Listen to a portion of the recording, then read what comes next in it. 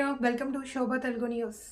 రాష్ట్రంలో ఉన్న అన్ని దేవాలయాలు, చర్చిలు, మసీదుల్లో పూజలు చూసి అన్ని గ్రామాల నుండి నీరు, మట్టి తెచ్చి అమరావతికి భూమి పూజ చేశాం. గత 5 ఏళ్లలో వీళ్ళు అమరావతిని కదిలించకపోయారు అంటే ఆ మట్టికి ఉండే విశిష్టత అదే అని నారా చంద్రబాబు నాయుడు అన్నారు.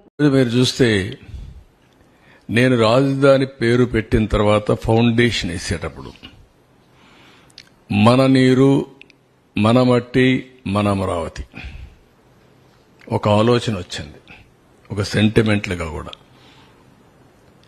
అన్ని గ్రామాల నుంచి, ప్రతి ఒక్క గ్రామంలో నుంచి ఆ గ్రామంలో ఉండే పవిత్రమైన మట్టిని, పవిత్రమైన నీళ్ళని, ఆ గ్రామాల్లో ఉండే దేవాలయాలు, అది హిందూ దేవాలయం కావచ్చు, మసీదు కావచ్చు, లేకపోతే చర్చ్ కావచ్చు, ఇంకొకటి కావచ్చు, ఏదైనా సరే అక్కడ పూజ, పార్లమెంటు యొక్క పవిత్రమైన మట్టిని తీసుకొచ్చి, ఈ పార్లమెంటు అంటే ఈ మట్టిని మీరు ఒక ఇది అని చెప్తూ, పార్లమెంటు పూర్తిగా సహకారం ఉంటుంది అమరావతికి, చట్టాలను చేసి దేశానికే చట్టాలు నిర్మించే పార్లమెంటు కూడా మీకు అండగా ఉంటుందని ప్రధానమంత్రి గారు చెప్పడం, అదే మాదిరిగా ఆ తర్వాత జరిగిన కార్యక్రమాలను మీరు చూస్తే ఆయనే ఫౌండేషన్ వేయడం, ఇది ఒక చరిత్ర.